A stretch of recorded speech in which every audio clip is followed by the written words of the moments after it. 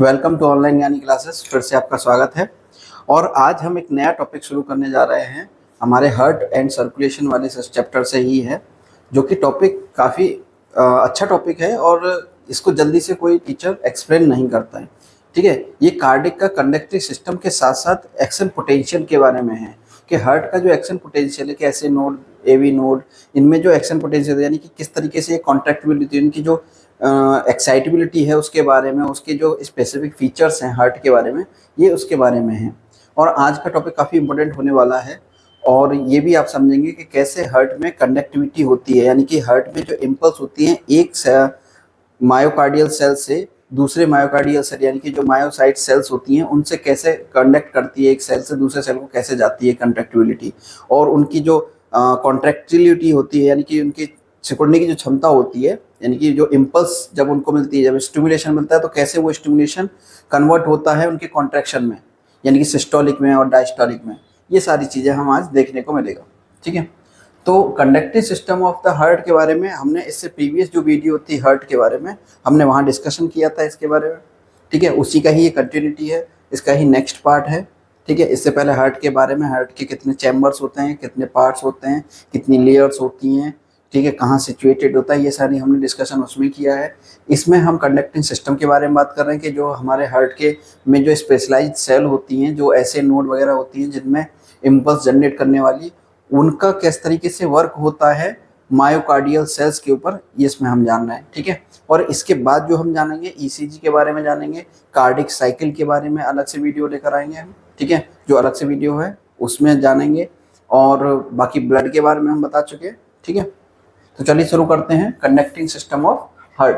Conductive system जो है यानी कि पेसमेकर, जैसे pacemaker and conductive system of the heart, यानी कि हार्ट के अंदर जो कंडक्ट हो रही है, यानी कि जो इम्पल्स चल रही हैं, जैसे नर्वस सिस्टम होता है। नर्वस सिस्टम क्या है? पूरा नर्वस सिस्टम, ब्रेन यानी कि सीएनएस, सेंट्रल नर्वस सिस्टम, और पेरिफेरल नर्वस सिस्टम। जो पेरिफेरल नर्वस सिस्टम में क्या होता है कि हमारी पूरी बॉडी में न्यूरॉन्स का पूरा जाल रहता है। सेम ऐसे ही इसके अंदर, हार्ट के अंदर भी न्यूरॉन्स का कुछ जाल्स रहता है, और उस न्यूरॉन्स के जाल्स को कंडक्ट करने यानी कि उसको इम्पल्स देने का जो काम करता है वो करता है हमारा यहाँ पर पेसमेकर, ऐसे नोड।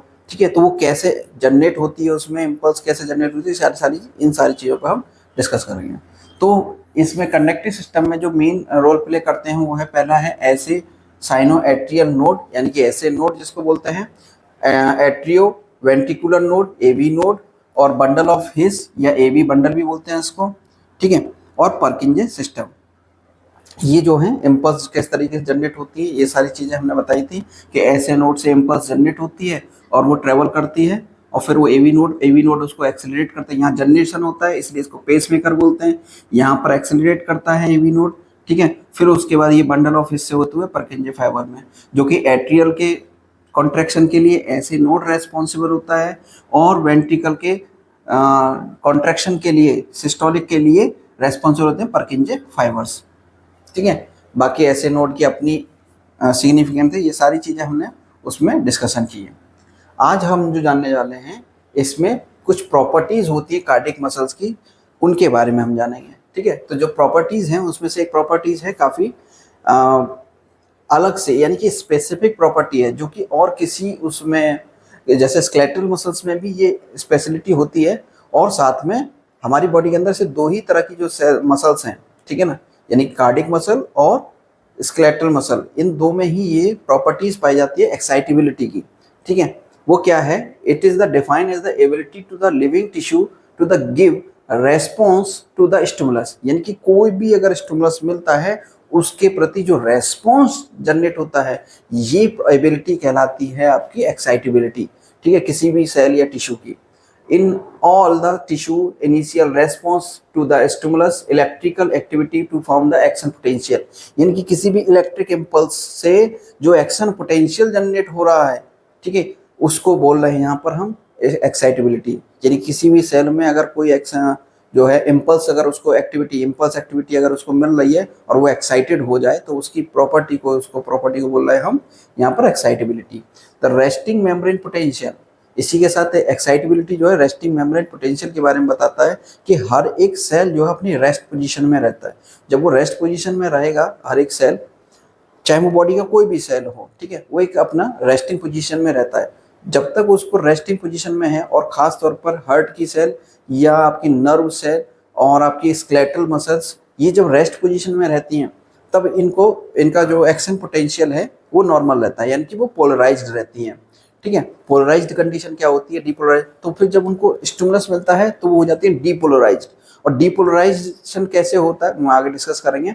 फिर वो डीपोलराइज होकर फिर रीपोलराइज होती है, फिर से वो रेस्टिंग पोजीशन में आती है। इस तरह से जो सेल का एकदम से एक्साइटेड होना, फिर उसके बाद यानी कि रेस्पॉन्ड करना, किसी भी स्टिमुलस के प्रति रेस्पॉन्ड करना, यानी कि एक्साइटेड होना फिर नॉर्मल हो जाना, यही कहलाती है एक्साइटेबिलिटी। ठीक है, तो हर एक का अलग अलग पोटेंशियल होता है। जैसे कार्डिक मसल्स का जो रेस्टिंग मेम्ब्रेन पोटेंशियल है, यानी कि उनकी जो रेस्टिंग, यानी कि रेस्ट जब रहेंगे तब उसका जो एक्शन पोटेंशियल, यानी कि सेल के अंदर के आयंस का जो कंसंट्रेशन और सेल के बाहर का जो है कंसंट्रेशन, यानी कि इंट्रासेलुलर कंसंट्रेशन ऑफ आयन और extra cellular concentration of ion के बीच का जो डिफरेंस है उसको बोलते हैं यहाँ पर एक्शन पोटेंशियल या रेस्टिंग मेम्ब्रेन पोटेंशियल।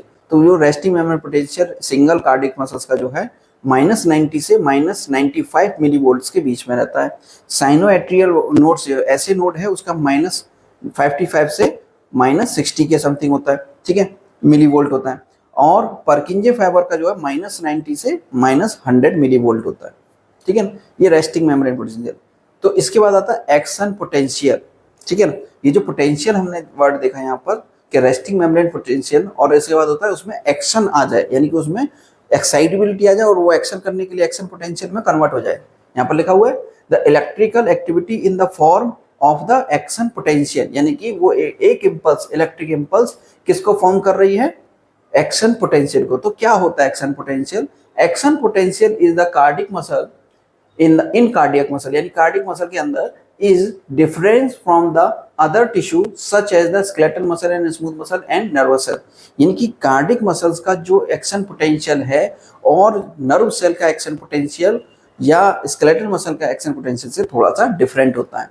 कैसे डिफरेंस होता है कि यहाँ जो ये कार्डिक मसल्स का जो एक्शन पोटेंशियल दिखाई दे रहा है, ठीक है, वहीं अगर ये आपका इसका स्केलेटल मसल का एक्शन पोटेंशियल देखेंगे तो एकदम से डीपोलराइज होता है, फिर उसके बाद रिपोलराइजेशन हो जाता है, फिर डीपोलराइजेशन हुआ, फिर रिपोलराइजेशन हो जाता है। कार्डिक मसल के साथ ऐसा नहीं है। कार्डिक मसल के पास एक बार डीपोलराइजेशन हुआ तो फिर आसानी से उसका फिर से रिपोलराइजेशन नहीं होता, थोड़ी देर के लिए फिर से डीपोलराइजेशन होता है।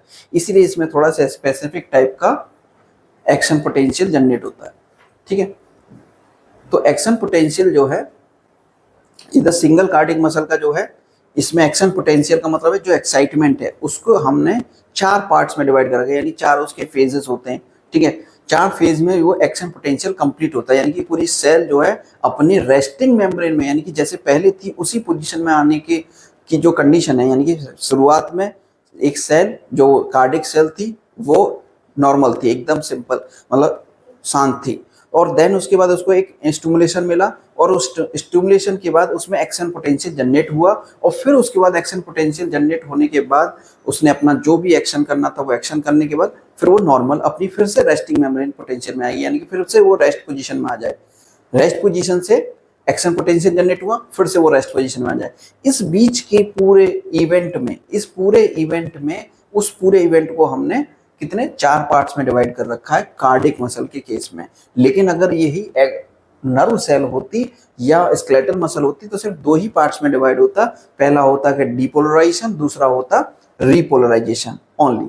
लेकिन कार्डिक मसल के केस में ये 4 इवेंट होते हैं। इसमें पहला होता है इनिशियल डीपोलराइजेशन, फिर उसके बाद होता है इनिशियल रिपोलराइजेशन, फिर उसके बाद होता है जो है फाइनल डीपोलराइजेशन, और फिर उसके बाद फाइनल रिपोलराइजेशन, यानी कि 2 बार डीपोलराइजेशन और 2 बार ही रिपोलराइजेशन हो रहा है। कैसे हो रहा है, ठीक है, आइए देखते हैं। और कब डीपोलराइजेशन हो रहा है तब क्या कंडीशंस हो रही है, रिपोलराइजेशन में क्या हो रहा है, ठीक है, फाइनल डीपोलराइजेशन में क्या हो रहा है, ये सब सारी चीजें हम देखेंगे। अच्छा, action potential separate through the cardiac muscle vary the rapidly because of the presence of the gap junction। जो कार्डिक मसल्स के बीच में जो गैप जंक्शन होता है ना, वहां से जो एक्शन पोटेंशियल है वो आगे जनरेट करता है, यानी कि एक इम्पल्स जो कि किसी एक कार्डिक मसल्स को क्या किया, एक्साइटेड किया और उसको में एक्शन पोटेंशियल जनरेट किया। देन उसके बाद वो जो सेल है जब अपने रेस्ट पोजीशन में जाएगी तब उससे पहले वो नेक्स्ट सेल को क्या कर देगी, एक्साइटेड कर देगी, ठीक है। और यानी कि उसमें भी क्या कर देगी, स्टिमुलस करके उसको एक्साइटेड कर देगी, उसमें एक्शन पोटेंशियल जनरेट हो जाएगा। और फिर उसके बाद जैसे ही वो सेकंड नंबर की जो सेल्स है जब वो रेस्ट पोजीशन में जाएगी उससे पहले नेक्स्ट उससे जो एडजेसेंट सेल होगी उसको क्या करेगी, वो स्टिमुलेट करके उसको भी एक्साइटेड करके एक्शन पोटेंशियल जनरेट कर देगी। तो इस तरीके से वन बाई वन ये जो सेल्स होते हैं कार्डियक सेल एक दूसरे को क्या करती चलती हैं, एक्साइटेड करती चलती हैं, स्टिमुलेट करती चलती हैं, और उसके जब रेस्पॉन्स आता है तो उस रेस्पॉन्स जो आता है उसकी वजह से वो सिकुड़ती हैं, ठीक है, उनमें कॉन्ट्रैक्शन जनरेट हो जाता है। तो ये एक सीरीज की तरह चलती है, एक सेल के बाद 2 सेल, 2 के बाद 4 सेल, 4 के बाद 5-6 सेल, इस तरीके से पूरा का पूरा जो सेल का जो टिश्यू है वो क्या करता है, कॉन्ट्रैक्ट करता है, यानी कि वो स्टिमुलेट होता है, ठीक है। तो action potential transmit the atria to ventricle, फिर ये एट्रिया से वेंट्रिकल में पहुंच जाता है, सेम इस तरीके से। और fibres are specialised the conductive system, इसमें कुछ फाइबर्स होते हैं जो कि स्पेशलाइज्ड इसके लिए इस स्टिमुलेशन को वहां तक ले जाने का काम करते हैं। जिन फाइबर्स के बारे में हमने अभी बात की थी, जो कि SA node, AV node, bundle of His, Purkinje fibre, ये है वो फाइबर्स, ठीक है। रिदमिसिटी क्या होती है, ये भी एक स्पेशल क्या है, करेक्टर है, प्रॉपर्टीज है कार्डिक मसल्स की। Rhythmicity is the ability to the tissue to produce its own impulse regularly. Rhythmicity यानी कि अपनी जो impulse है, यानी कि हर बार जो पहली सेल थी जो रेस्ट हुई है उसको फिर से impulse चाहिए, उसको दोबारा impulse देने के लिए बाहर से कोई अलग से कोई स्टिमुलेशन देने के लिए कोई नहीं बैठा है, वो अपने आप ही उसमें स्टिमुलस आए, इसी प्रोसेस को, यानी कि बार बार एक टाइम के बाद उसमें स्टिमुलेशन आ रहा है, इसी को बोल रहे हैं रिदमिसिटी, यानी कि उसमें एक रिदम बना हुआ है कि बार बार उसको स्टिमुलस मिल रहा है, फिर उसके बाद फिर थोड़ी देर बाद उसको स्टिमुलस मिल रहा है, और वो एक साइक्लिक बना रहा है, ठीक है, जिससे कार्डिक साइकिल जनरेट हो जाती है, ठीक है। रिदमिसिटी का जो है एबिलिटी है, it is called the auto rhythmicity, यानी कि ऑटो रिदमिसिटी किसमें पाई जाती है, हार्ट के कार्डिक मसल्स में, सेल्फ एक्साइटमेंट, ठीक है। Property of rhythmicity is the present all the tissue of the heart, tissue heart के हर एक टिश्यू में ये पाई जाती है, ठीक है। Velocity of the impulse at the different part of the conductive system, यानी कि जो कंडक्टिव सिस्टम है, कंडक्टिव सिस्टम 3 चीजों से मिलकर बना हुआ था, 4 चीजों से, आपका SA node, AV node, Purkinje fibre और बंडल ऑफ हिस। उनमें जो इम्पल्स की जो ट्रेवलिंग है उसकी भी अगर मेजरमेंट देखा तो कितने मीटर प्रति सेकंड की रफ्तार से इम्पल्स अपना दौड़ रही है, तो अगर देखा जाए तो एवी नोड में, यानी कि एट्रियल मसल्स में, यानी कि एट्रियल जो मसल है, जो एट्रिया है, नीचे वेंट्रिकल, ऊपर होता है एट्रिया, तो जो एट्रियल्स हैं, ठीक है ना, उन एट्रिया में जो मसल्स है उनमें 0.3 मीटर प्रति सेकंड की रफ्तार से क्या करती है, इम्पल्स एक दूसरे को ट्रांसमिट होती है। वहीं एवी नोड का देखा जाए तो 0.05 मीटर प्रति सेकंड, यानी कि और ज्यादा तेज, सबसे ज्यादा तेज किसमें है, एवी नोड में, ठीक है, 0.05, यानी कि इसीलिए उसको क्या बोलते हैं, एक्सेलरेट कर देता है और तेज कर देता है उसको। बंडल ऑफ हिस में 0.12 मीटर प्रति सेकंड, ठीक है, इसमें जो है उससे थोड़ा कम। पर्किंजे फाइबर में 4 मीटर प्रति सेकंड, यानी कि इसमें थोड़ा धीमे चलता है, सबसे धीमे पर्किंजे फाइबर में रहता है, ट्रेवल करती है, जो कि 4 मीटर प्रति सेकंड, एक सेकंड में सिर्फ 4 मीटर ही वो ट्रेवल करती है, ठीक है। फिर उसके बाद है वेंट्रिकुलर मसल्स फाइबर, इसमें 0.5 मीटर प्रति सेकंड से इसकी वेलोसिटी रहती है, ठीक है। इस सब के लिए रेस्पॉन्सिबल रहते हैं इस चीज में जो आपका इम्पल्स जो होती है, ठीक है ना। तो रेस्टिंग मेम्ब्रेन पोटेंशियल की जब हम बात कर रहे थे कि एक रेस्टिंग मेम्ब्रेन पोटेंशियल, यानी कि ये मेम्ब्रेन पोटेंशियल का ग्राफ है, और इधर जो है टाइम कि कितनी देर में कितना जो है टाइमिंग उसमें चेंज हो रही है, तो उसके लिए रेस्पॉन्सिबल होते हैं आपके सेल के में पाए जाने वाले जो रेस्टिंग मेम्ब्रेन पोटेंशियल है, उसके अंदर आने वाले आयंस जो होते हैं, ठीक है। तो सेल के अंदर अगर हम आयंस की बात करें तो उसके अंदर आयंस पाए जाते हैं, जैसे कि उसमें सोडियम पाया जाता है, पोटेशियम पाया जाता है, ठीक है, उसके अंदर कैल्शियम आयंस पाए जाते हैं, ठीक है। यहाँ पर देखिए, जैसे ये रेस्टिंग मेम्ब्रेन पोटेंशियल है, यानी कि रेस्ट की कंडीशन में जब इसका रेस्ट मेम्ब्रेन में रहेगी तो इस सेल के अंदर पाए जाने वाला जो चार्ज है, इस चार्ज में मैंने कल समझा रहा था आपको, इस तरीके से कोई भी अगर एक सेल है, ठीक है, उस सेल के अंदर जो है पोटेशियम भी पाया जाएगा, सोडियम भी पाया जाएगा और कैल्शियम भी पाया जाएगा, ठीक है। सेम इसी तरीके से क्लोराइड भी मिलेगा, ठीक है, और बाहर भी क्लोराइड भी मिलेगा, ठीक है, सोडियम भी मिलेगा और पोटेशियम भी मिलेगा, कैल्शियम भी मिलेगा।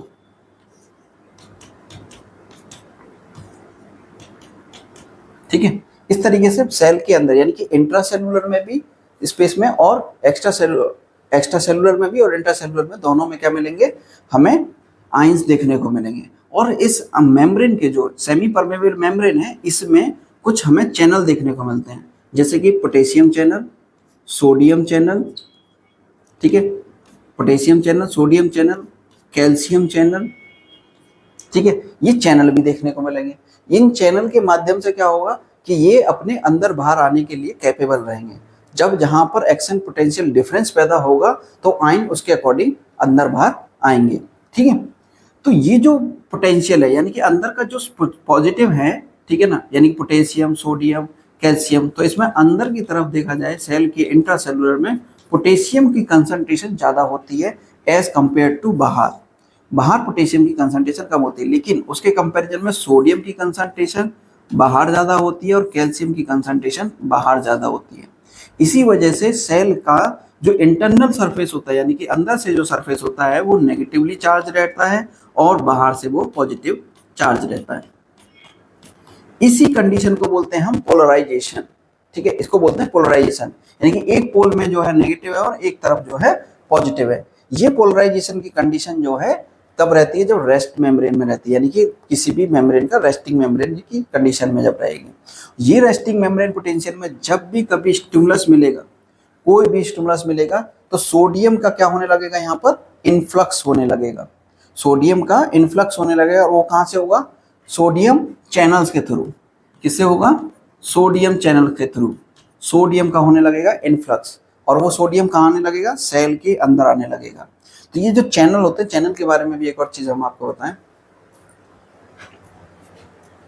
चैनल्स जो होते हैं, आयन चैनल, वो ऊपर से इस तरीके से दिखाई देते हैं।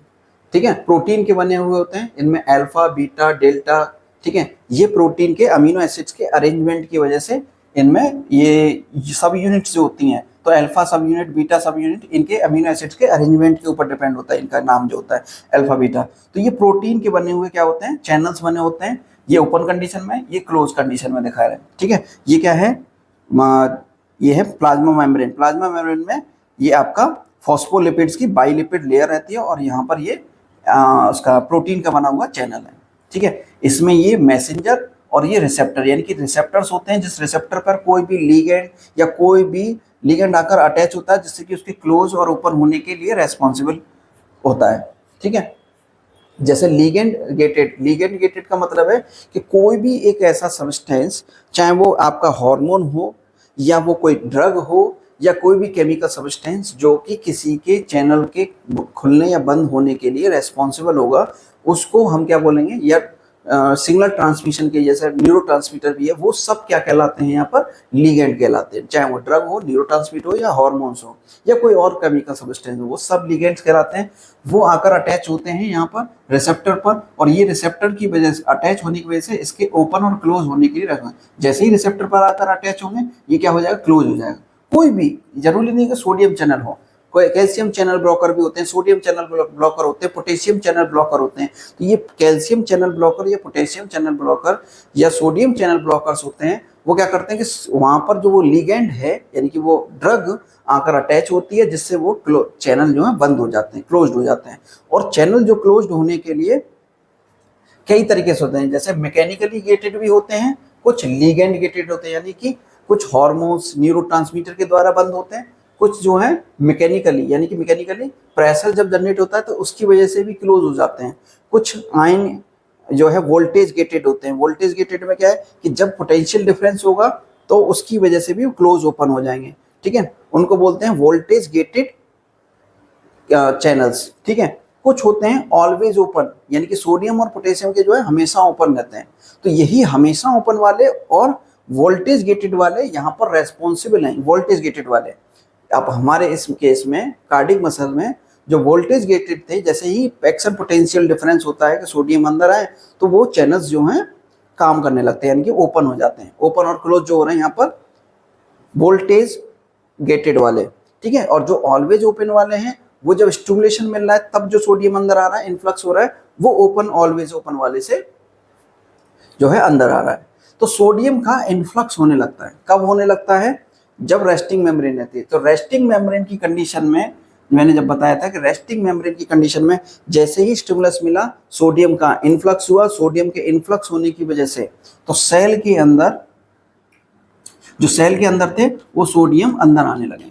तो सोडियम के अंदर आने की वजह से, इन्फ्लक्स होने की वजह से इसका जो -90 मिली वोल्ट जो रेस्टिंग मेम्ब्रेन पोटेंशियल था उसमें जब पॉजिटिव आयन जोड़ने लगेगा तो ये घटकर -70 मिली वोल्ट तक जाएगा, ठीक है। -70 मिली वोल्ट तक जाएगा। तो -70 मिली वोल्ट पर जाते ही उसका एक थ्रेशोल्ड पॉइंट होता है किसी कार्डिक मसल्स का, जिसके बाद वो जो है तुरंत ही उसमें डीपोलराइजेशन शुरू हो जाता है।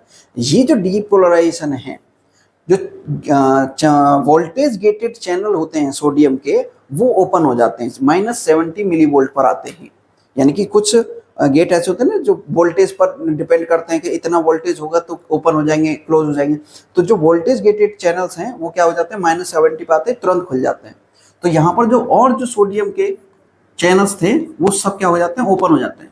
तो ज़्यादा से ज़्यादा सोडियम का इन्फ्लक्स होने लगता है अंदर। ये जो ज़्यादा सोडियम का जो इन्फ्लक्स हो रहा है इसकी वजह से क्या हो रहा है, अंदर की तरफ जो है सोडियम की मात्रा बढ़ जाती है और साथ में पोटेशियम पहले से था, लेकिन बाहर जो कंसंट्रेशन थी सोडियम की वो हो जाती है कम। और जहाँ इसकी वजह से अंदर का जो चार्ज हो जाता है वो हो जाता है पॉजिटिव और बाहर का जो चार्ज हो जाता है वो हो जाता है नेगेटिव। इसी कंडीशन को बोलते हैं हम डीपोलराइजेशन। जो पहले पोलराइजेशन की कंडीशन थी अब कैसी हो गई, डीपोलराइजेशन की कंडीशन हो गई। कार्डिक मसल में ये 4 फेज में हो रहा था। पहला इनिशियल डीपोलराइजेशन, फिर उसके बाद जो है इनिशियल रिपोलराइजेशन, फिर उसके बाद फाइनल डीपोलराइजेशन, फिर उसके बाद फाइनल रिपोलराइजेशन। तो इसमें इनिशियल डीपोलराइजेशन शुरू हो जाता है, ठीक है। इनिशियल डीपोलराइजेशन शुरू हो जाता है यहाँ पर। ये वोल्टेज चैनल जो वोल्टेज गेटेड सोडियम चैनल थे वो क्या हो गए, ओपन। जैसे ही रेस्टिंग मेम्ब्रेन पर आए, यहाँ पर ये जैसे ही आए तुरंत ही ये ओपन हुए और यहाँ से शुरू हो गया रैपिड डीपोलराइजेशन शुरू हो गया, जो कि इनिशियल रिपोलराइजेशन था, जो इनिशियल डीपोलराइजेशन था। तो ये डीपोलराइजेशन कब तक होगा, जब तक ये चैनल गेट खुले रहेंगे, जब तक इनका वोल्टेज चैनल गेट का जो थ्रेशोल्ड है, यानी कि एक जो टाइमिंग है वो तब तक टाइमिंग रहेगी। वो टाइमिंग कब तक रहेगी, जैसे ही पोटेशियम चैनल यहाँ पर पहुंचेगा, यहाँ पर पहुंचते ही -30 मिली वोल्ट पर पहुंचते ही इसका जो सोडियम चैनल है वो क्या हो जाएंगे, क्लोज जाएंगे। क्यों, क्योंकि वो कैसे थे, वोल्टेज गेटेड चैनल थे, ठीक है। वो क्या हो जाएंगे, क्लोज हो जाएंगे सोडियम के। तो सोडियम के चैनल तो क्लोज हो जाएंगे। तो जैसे ही सोडियम के चैनल क्लोज होंगे, यहां समझिए, सोडियम के चैनल, अब जो मेम्ब्रेन थी उसके अंदर सोडियम तो अंदर था ही, सोडियम अंदर आ गया, सोडियम का इन्फ्लक्स हो रहा था, तो सोडियम आ गया सोडियम चैनल के गेट से। तो जो सोडियम की जो अधिकता हुई है, जो सोडियम इसमें बढ़ गया है, वो आना हो जाएगा बंद। सोडियम आना हो जाएगा बंद। यहाँ पर ये सारे चैनल क्या हो जाएंगे, क्लोज हो जाएंगे। सोडियम आना हो जाएगा बंद यहाँ पर। तो सोडियम जब आना बंद हो जाएगा, सोडियम है, तो यहाँ से शुरू हो जाएगा इनिशियल रिपोलराइजेशन। इनिशियल रिपोलराइजेशन शुरू होगा और इनिशियल रिपोलराइजेशन के लिए जो पोटेशियम चैनल का है, ठीक है, पोटेशियम चैनल के जो ओपनिंग जो होगी वो कब होगी, +30 से शुरू हो जाती है। जैसे ही पोटेशियम चैनल खुलने लगेंगे, यहाँ पर पोटेशियम चैनल से लीकेज शुरू हो जाएगी, पोटेशियम चैनल लीकेज शुरू हो जाएगी। वो भी कैसे थे, वोल्टेज गेटेड थे, ठीक है। वोल्टेज गेटेड होने की वजह से पोटेशियम चैनल खुल जाएंगे तो पोटेशियम की लीकेज शुरू हो जाएगी, पोटेशियम सब बाहर निकलने लगेगा, जिसकी वजह से क्या होगा कि अंदर का जो पॉजिटिव आयन का जो कंसंट्रेशन था वो धीरे धीरे कम होने लगेगा। और जिसकी वजह से पॉजिटिव आयन का जब कम होने लगेगा तो नेगेटिव आयन ऑटोमेटिकली बढ़ने लगेगा। तो ये पॉजिटिव जो +30 है, ये मिली वोल्ट क्या घटने लगेगा। यहाँ पर 20 मिली वोल्ट, +20 के बाद फिर 10 मिली वोल्ट, इस तरीके से ये घटने लगेगा। धीरे धीरे ये जो है पोटेशियम के लीकेज की वजह से अंदर का जो कंसंट्रेशन है पोटेशियम का वो कम होने लगेगा। क्यों होने लगेगा, क्योंकि पोटेशियम का क्या हो रहा है, ई फ्लक्स। यहाँ क्या हो रहा है, ई फ्लक्स हो रहा है, ठीक है। पोटेशियम का हो रहा है ई फ्लक्स होने लगा और सोडियम का जो इनफ्लक्स था वो हो गया बंद। सोडियम का इन्फ्लक्स हो गया बंद। इसी बीच में जो कैल्शियम वोल्टेज गेटेड थे, ठीक है, वोल्टेज गेटेड जो चैनल थे कैल्शियम चैनल थे, वो अचानक से इसमें खुल जाते हैं, ठीक है। वो क्या होते हैं, वो खुलने लगते हैं। क्यों खुल जाएंगे? क्योंकि वो भी कैसे हैं, चैनल्स ओपन हो जाते हैं because of calcium voltage gated की वजह से। So the calcium channel closed end voltage calcium potassium channel are open. जैसे ही कैल्शियम चैनल कैसे होते हैं, वोल्टेज गेटेड, वो क्या हो जाएंगे, ओपन हो जाएंगे। यहाँ पर प्रोसेस कौन सी चल रही थी, यहाँ पर चल रही थी रिपोलराइजेशन, इनिशियल रिपोलराइजेशन, फिर उसके बाद हो जाएगी फाइनल डीपोलराइजेशन, यहाँ से फिर से शुरू हो जाएगी। क्यों हो जाएगी फाइनल डीपोलराइजेशन इसमें? उसका क्या कारण था, उसको समझो कि ये जो सोडियम चैनल थे वो तो हो गए बंद। अभी यहाँ पर जो कैल्शियम चैनल थे, ठीक है, कैल्शियम का क्या होने लगा, इनफ्लक्स, ठीक है, इनफ्लक्स होने लगा। सोडियम का जो इनफ्लक्स हो रहा है, कैल्शियम का जो इनफ्लक्स हो रहा है, कैल्शियम के इनफ्लक्स की वजह से जो पॉजिटिव आयन है वो क्या हो रहा है, इंक्रीज हो रहा है, ठीक है। और जब भी कभी पॉजिटिव यानी कि अंदर इंट्रासेलुलर में जो पॉजिटिव आयन बढ़ रहा होता है तो उसको बोलते हैं फिर डीपोलराइजेशन। तो फिर से क्या होने लगा, डीपोलराइजेशन होने लगा। तो इसको बोल रहे हैं हम फाइनल डीपोलराइजेशन। जब फाइनल डीपोलराइजेशन हो रहा होता है तो सोडियम इसके अंदर है ही ऑलरेडी, क्योंकि सोडियम चैनल क्लोज थे, और पोटेशियम की लीकेज चल ही रही है, ठीक है। पोटेशियम जो है इफ्लक्स हो रहा है, ठीक है, और कैल्शियम इनफ्लक्स हो रहा है। तो पोटेशियम के इफ्लक्स होने की कंटिन्यूअस इफ्लक्स होते रहने की वजह से कुछ ना कुछ आयन की कमी होती रहेगी, यानी पॉजिटिव आयन कम होता रहेगा। कैल्शियम आयन आ रहा है लेकिन पोटेशियम के ओपन होने की वजह से वो चलता रहेगा। तो यहाँ पर जो फाइनल डीपोलराइजेशन हो रहा था, उसके बाद एक समय पर जो पोटेशियम के चैनल के क्लोज होने मतलब ओपन होने की वजह से वो क्या रहेगा कि वो जैसे ही -10 मिलीवोल्ट पर पहुंचेगा या 0 मिलीवोल्ट पर पहुंचेगा, तब वो वहां पर क्या होंगे, कैल्शियम चैनल जो है वो तुरंत ही बंद हो जाएंगे। और जब कैल्शियम चैनल बंद हो जाएंगे तो यहाँ पर जितने भी पोटेशियम के चैनल थे, ठीक है, पोटेशियम चैनल गेट थे, वो सारे के सारे क्या हो जाएंगे, ओपन हो जाएंगे, ठीक है। और बीच में बंद क्यों हो गए थे, बिकॉज ऑफ कैल्शियम के इनफ्लक्स की वजह से, ठीक है। तो यहाँ पर पोटेशियम की लीकेज जो थी वो तेजी से बढ़ने लगेगी और पोटेशियम चैनल, जितने भी पोटेशियम चैनल्स हैं वो सब क्या होने लगेंगे, खुल जाएंगे। और पोटेशियम चैनल खुलने की वजह से फाइनल क्या होने लगेगी, रिपोलराइजेशन होने लगेगी। और वो फाइनल रिपोलराइजेशन जो है वो आपकी काफी फास्ट होगी, ठीक है। जैसे रैपिड डिपोलराइजेशन थी था, यहाँ पर भी रिपोलराइजेशन जो है वो फास्ट रिपोलराइजेशन होगा, ठीक है। लेकिन स्केलेटल मसल्स और कार्डियक मसल में यही डिफरेंस है। स्केलेटल मसल में ऐसा नहीं होता। स्केलेटल मसल में क्या होगा कि स्केलेटल मसल में पहले जो है एक अपने पॉइंट पर आकर, थ्रेशोल्ड पर आकर, यहाँ से जो थ्रेशोल्ड है वहां से आकर सीधा जो है डिपोलराइजेशन हुआ, और एक +30 तक आते आते फिर यहाँ पर डिपोलराइजेशन यहाँ पर बंद हुआ, सोडियम चैनल बंद हुए, सोडियम चैनल के बाद पोटेशियम चैनल खोले और रिपोलराइजेशन शुरू। इसमें पोटेशियम, उसमें कैल्शियम चैनल का कोई यहाँ पर रोल प्ले नहीं होता, ठीक है। और यहाँ पर कार्डिक मसल में लेकिन कैल्शियम चैनल का क्या है, रोल है, जिसकी वजह से जो एक्शन पोटेंशियल है, एक्शन पोटेंशियल वो 4 पार्ट्स में डिवाइड हो जाता है। वहीं इनमें स्केलेटल मसल्स में सिर्फ 2 ही पार्ट्स में रहता है, या तो डीपोलराइजेशन होगा फिर उसके बाद रिपोलराइजेशन होगा, ठीक है। तो इस तरीके से इसमें चैनल्स में होता है। तो यहाँ पर सबसे पहले क्या हुआ, डीपोलराइजेशन पहले फेज में, फिर उसके बाद जो है पोटेशियम चैनल जो है ये फेज 0, फिर फेज 1 में क्या हुआ, यहाँ पर इनिशियल रिपोलराइजेशन, फिर उसके बाद सेकेंड फेज में क्या हुआ, फाइनल डीपोलराइजेशन। फाइनल डीपोलराइजेशन की कंडीशन में क्या हो रहा है कि कैल्शियम चैनल खुला है और पोटेशियम चैनल भी खुला हुआ है। पोटेशियम चैनल घट रहा है यानी कि पोटेशियम बाहर निकल रहा है, इफ्लक्स हो रहा है, और सोडियम चैनल इनफ्लक्स हो रहा है, ठीक है। लेकिन ये जो इफ्लक्स हो रहा है पोटेशियम का, ये कंटिन्यूअस है, जिसकी वजह से final rapid repolarisation third phase में होने की वजह से कैल्शियम चैनल क्लोज हो जाते हैं। जहाँ कैल्शियम चैनल क्लोज हुए, पोटेशियम के निकलने से फिर ये रेस्टिंग मेम्ब्रेन में आ जाती है, रेस्टिंग पोटेंशियल में आ जाता है। जो लीकी चैनल है पोटेशियम, वो क्या हो जाता है, स्टॉप हो जाता है, यानी कि जो पोटेशियम का चैनल है वो भी क्लोज हो जाते हैं। इस तरीके से इसमें जो है ये काम करता है, जो एक्शन पोटेंशियल है, डिफरेंस है। यहाँ देख रहे हैं, अब इसमें देखिए कि पहले जो है कैल्शियम का चैनल खुला, फिर जो है कैल्शियम चैनल का इन्फ्लक्स होने लगा, और वहीं पोटेशियम चैनल का भी इन्फ्लक्स हो रहा है, बाहर ही निकल रहा है। पोटेशियम क्या है, बाहर ही निकल रहा है, पोटेशियम लगातार बाहर निकल रहा है, पोटेशियम लगातार बाहर निकल रहा है।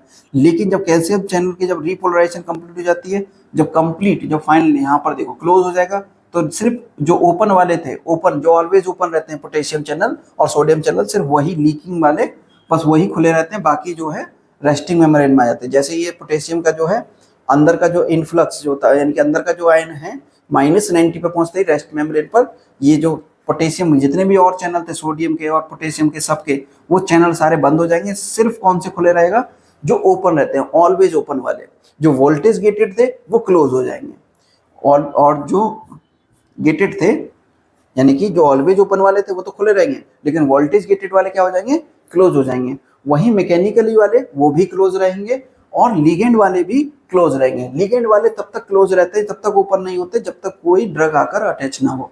लेकिन ये लिगेंड वाले जो ओपन हो जाते हैं, जब इनमें किसी प्रकार का कोई इम्पल्स आ रहा होता है तब ये ओपन तो हो जाते हैं, लेकिन अगर इनको बंद करना हो, यानी कि ये जो वोल्टेज गेटेड वाले हैं, इन्हीं पर क्या है, रिसेप्टर भी पाया जाता है।